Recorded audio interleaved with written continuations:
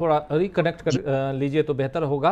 अनिल सिन्हा साहब, आप कैसे देखते हैं ये जो जिस सवाल के साथ आया था मैं, उसी सवाल के साथ आपके पास भी आना चाहता हूं, और खासकर अभी पिछले दिनों इलेक्टोरल बॉन्ड से लेकर अरविंद केजरीवाल की गिरफ्तारी, उसके बाद कल रात को मुख्तार अंसारी की मौत, इन सब को, इन सब की टाइमिंग को अगर एक साथ क्लब करके देखा जाए, पहली बात तो क्या इन सब की टाइमिंग को एक साथ क्लब करके देखने की ज़रूरत है?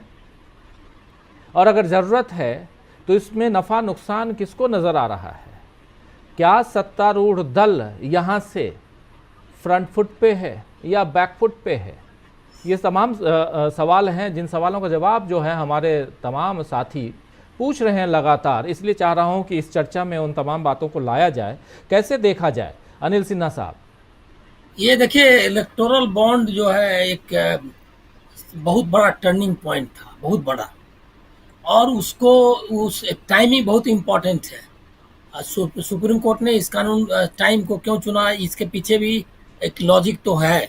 वो लॉजिक ये है कि चुनाव के इसी समय में चंदा ज़्यादा उगाही के चांसेस थे, तो उन्होंने उसको रोक दिया एकदम ठीक एंड वक्त पे, ताकि उसको खोल करके वो पैसे ना कर सके। और मुझको लग रहा है कि ये भी आने वाला है कि जो पैसा इकट्ठा हुआ है वो चूंकि इलीगल मनी है, तो उसका उपयोग ना बीजेपी करे। इसकी याचिका भी देर सवेर आ जाएगी। तो इसके बाद उनके पास और जो स्टोरीज निकल के आ रहे हैं, जैसे अभी आया कि भारतीय मतलब एयरटेल जो है, उस कंपनी ने 2 बार के मतलब एक बार पॉलिसी बदलने के पहले और एक बार पॉलिसी बदलने के बाद, मतलब आधा जो हमारे यहाँ कहते हैं बयाना देना, वो उन्होंने जी दिया, और उसका जब पॉलिसी बदल गई तो उसका फुल पेमेंट किया। तो ऐसे सब इस तरह के भ्रष्टाचार की जो सीधी सीधी स्टोरी है, वैक्सीन की, दवा कंपनियों की, सब आने लगी। और कोशिश जो 2 कोशिश है इसके पहले उन्होंने की थी। एक तो सीए की कोशिश लगभग वही समय था, लेकिन इसके पहले उन्होंने राम मंदिर का जो प्राण प्रतिष्ठा करके जो उनके कोशिश की थी कि उसको बनाए मुद्दा। और लग रहा था कि धर्म या धार्मिक यात्रा कर रहे थे, अयोध्या ले जाएंगे सब जगह क्या। और आपने देखा कि किस तरह किया था। ये सारा जब फेल हो गया तो फिर सीए लेकर के आए। इलेक्टोरल बॉन्ड का जवाब देना मुश्किल था। तो जी अब उसके बाद ये टाइमिंग बहुत इंपॉर्टेंट है। एक पोलराइजेशन की कोशिश है, उसकी उसकी जांच होनी चाहिए। उनको इतना तो तय है कि लापरवाही से उसकी मौत की, मर जाने तो दिया, मारा या नहीं वो जांच बताएगा। लेकिन इतना तो है कि उनकी कस्टडी में जिस तरह से अतीक अहमद की हत्या हो गई, उसी तरह से इनकी भी एक तरह से समझे नेग्लिजेंस से इनकी जान चली गई। इतना तो क्लियर है, क्योंकि एक मरीज है जिस हार्ट अटैक का ऐसा कुछ, ऐसी बीमारी, मतलब अगर समय पर अगर आप उसकी देखभाल करते हैं, और पहले से जहर देने ये सारे मामले आ रहे थे। तो मुख्तार अंसारी का मामला भी इसी तरह का संदेह के घेरे में है। टाइमिंग भी जी उसकी इम्पोर्टेंट है। इसको जो इस घटना के बाद उसका इस्तेमाल वो निश्चित तौर पर पोलराइजेशन के लिए करना चाहते हैं। अरविंद केजरीवाल का आपने देखा ही, वो भी इलेक्टोरल बॉन्ड का जो वेव आया, मतलब वो जो अटैक आ रहा था उसको रोकने के लिए था। तो लेकिन मुझको लग नहीं रहा है कि इन चीज़ों को आप देखेंगे कि शिफ्ट जिस तरह से कर रहा है, जो मुद्दा कोई नैरेटिव बना नहीं पा रहे हैं। और ये सारे मुद्दे उनके सामने, ये सवाल जो है खड़े हैं, जिसका जवाब उसके पास नहीं है। और ये जो आईटी इनकम टैक्स वाला भी है, एक तो इसमें साफ दिखता है कि पैरालाइज कर दो, फिजिकली पैरालाइज कर दो पार्टीज को, कोई इलेक्शन ना लड़ सके। जैसे अरविंद केजरीवाल को ही पार्टी में जेल में डाल दिया है। निश्चित तौर पर अरविंद केजरीवाल सब जगह प्रचार करने वाले में स्टार प्रचारक इंडिया गठबंधन के होने वाले हैं थे। अब उनको आपने जेल में डाल दिया तो नहीं उपस्थित रहेंगे। इसी तरह से इनके पास पैसे ही नहीं इनको रखेगा। ये कोशिश आपको लगता है कि चुनाव तक जारी रहेगी।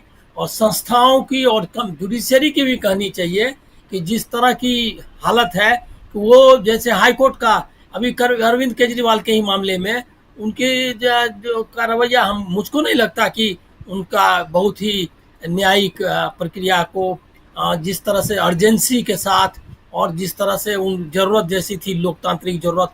और इलेक्शन जी कमीशन की जिम्मेदारी थी कि अभी जो ये सब हो रहा है इसके बारे में वो ले कि भाई इलेक्शन कमीशन के समय मतलब मॉडल कोड ऑफ कंडक्ट के दरमियान आप कैसे ये सब सारे काम कर सकते हैं, एजेंसी इस तरह से कैसे खुला छूट घूम सकती है और किसी को पकड़ सकती है। ये सवाल तो उठाए जा रहे हैं, बिल्कुल बिल्कुल ये सवाल उठाए जा सुनने जा रहे हैं हम। नहीं नहीं, देखिए ये अंतर है, आपको कैरेक्टर भी देखना पड़ेगा। एक आदमी है कि देख रहा है कि इतनी बेईमानी चल रही है और किस तरह के झूठ बोल रहे हैं वो, ये आपको अंतर देखिए मनमोहन सिंह और इनमें, ये दो प्राइम मिनिस्टर का अंतर बहुत इंपॉर्टेंट है। वैसे ही राहुल गांधी और मोदी जी का जो अंतर है वो देखना चाहिए। कभी आप ऐसी उम्मीद नहीं कर सकते थे कि इलेक्टोरल बॉन्ड जैसी घटना हो जाए और मनमोहन सिंह इस तरह का बोले या राहुल गांधी इस तरह से करें कि दूसरे मतलब बताएं और दूसरे को ही गाली दें और उसको भ्रष्ट बताएं। तो ये कैरेक्टर का फर्क है, राहुल गांधी और मोदी जी में कैरेक्टर का फर्क है। वो एक मर्यादा से बाहर नहीं जाएंगे। मैं नहीं उम्मीद करता कि वो सीधे सीधे चुनौती देंगे ब्यूरोक्रेट्स को, लेकिन इस बार ये जरूर है कि जो रिजॉल्व है, जो अब की स्थिति है उसमें बदलाव हुआ है। जो राहुल गांधी या दूसरे लोग जो भी कहेंगे 31 मार्च की रैली में, वो हमको लग रहा है कि ज्यादा आत्मविश्वास से भरा हुआ होगा, ये जरूर है। लेकिन ये हम नहीं कह सकते कि वो कहेंगे। और आप ये देखिए कि इस तरह से इनका कॉन्फिडेंस भी देखिए, जो कॉन्फिडेंस भी है ना, जो मोदी जी का कॉन्फिडेंस जो दिख रहा है, बड़बोलापन, जिस तरह से उन्होंने वकीलों का की जो लिखा है, चिट्ठी लिखी है 600 वकीलों ने, उस पर जो रिएक्ट किया है, तो एक तरह से उन्होंने अपने को पक्ष अपना घोषित कर दिया है। तो वो भी हमको लग रहा है क्या कि ये सारे सवाल देखिए, राहुल गांधी को ये कहने की जरूरत नहीं पड़ेगी ये मतलब जुडिशियरी और इसको एडमिनिस्ट्रेशन को और चुनाव आयोग को, तो ये जितना कहा है उससे ज़्यादा समझिए कि वो लोग अब खुद समझ रहे होंगे कि क्या इस स्थिति है।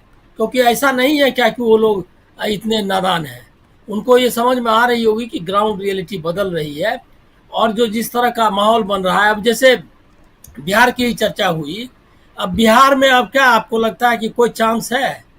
मैं तो मतलब इतना प्रॉब्लम इनको होने वाला है कि जिसकी कल्पना नहीं कर सकते। और मैं तो आपको दूसरी बात कर रहा हूँ, बीजेपी का ज़्यादा प्रॉब्लम होने वाला है, जेडीयू की कुछ सीटें निकल भी सकती है।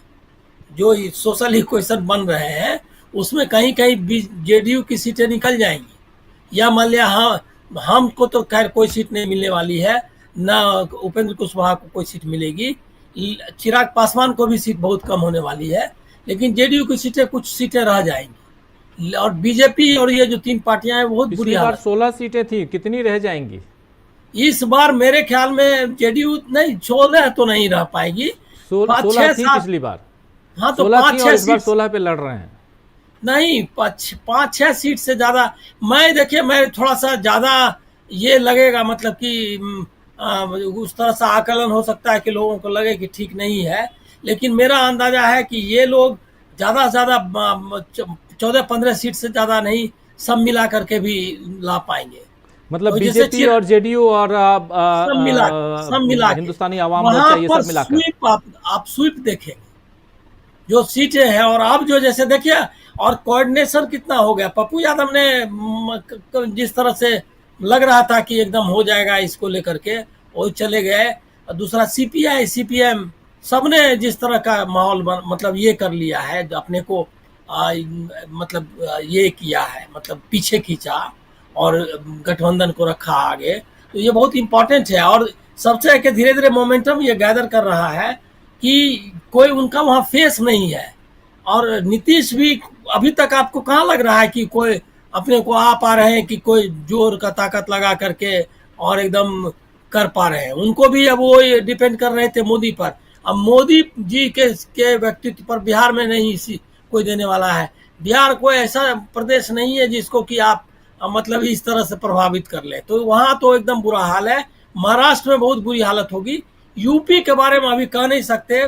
थोड़ा सा मुझको लगता है कि जिस तरह से उन्होंने किया है ये मतलब घटनाएं की है, और उसको कोशिश मीडिया पूरी तरह, मीडिया आपने सही कहा, मीडिया तो एक एलाय है उनका, एक गठबंधन का सहयोगी है, सबसे नंबर 1 सहयोगी है। और वो जिस तरह की नैरेटिव बनाने की कोशिश कर रहा है इसकी मुख्तार अंसारी की मौत के बाद, तो वो पोलराइजेशन की कोशिश है। और ये लगता है कि अंतिम, आपको लग रहा है अंतिम कोशिश होगी बीजेपी की तरफ से पोलराइजेशन का इससे आगे अब उत्तर हमको लग प्रदेश नहीं में रहा है। खासकर, हाँ, उत्तर प्रदेश में।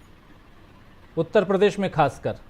लेकिन बेगूसराय में पिछली दफ़ा, और जो बेगूसराय से बीजेपी के सांसद, केंद्रीय मंत्री और जिनके पास हमेशा पाकिस्तान का टिकट रहता है, जो भी खिलाफ बोलता है उसको पाकिस्तान भेजते टिकट रहे हैं, रहता है दूसरे को उनकी देने हालत के अच्छी लिए। है क्या? वो टिकट काटते हैं दूसरे के लिए, लेकिन आप देख लीजिए इस बार अंतर है। जी। पिछले बार जो है आरजेडी का कैंडिडेट वहां था, और कांग्रेस और से, वो भी सीपीआई से कन्हैया कुमार थे। सीपीआई से कन्हैया कुमार थे, और वहां तो आरजेडी का भी कैंडिडेट था। जी। तहसीन मेरे ख्याल में अनवर लड़ रहे थे चुनाव। तो यहाँ वो उस समय बिखरा हुआ मामला था, उस समय संभव नहीं था कि यूनिटी। इस बार अलग है, वहाँ सीपीआई ने जिसको दिया है वो यादव कैंडिडेट है, और इधर जो है ये गिरिराज सिंह है। सीधा मुकाबला है, सीधा मुकाबला में बहुत मुश्किल होगी उनको, ये पक्का है। क्योंकि जो सोशल इक्वेशन है, मेरा उसी कंस्टिट्यूएंसी में मेरा घर है, मतलब इसीलिए मैं पूछ रहा हूँ अनिल जी, इसीलिए मैं पूछ रहा हूँ, उस इक्वेशन को आप बहुत अच्छी तरह से पैतृक घर जानते है, हैं, वहाँ जो इसलिए पूछ रहा हूँ। इक्वेशन है, वहाँ ये इक्वेशन क्लियर है। अभी क्या हुआ, पिछले बार बट गया वो वोट, और दूसरा वो उस तरह से उनको सपोर्ट भी नहीं मिला।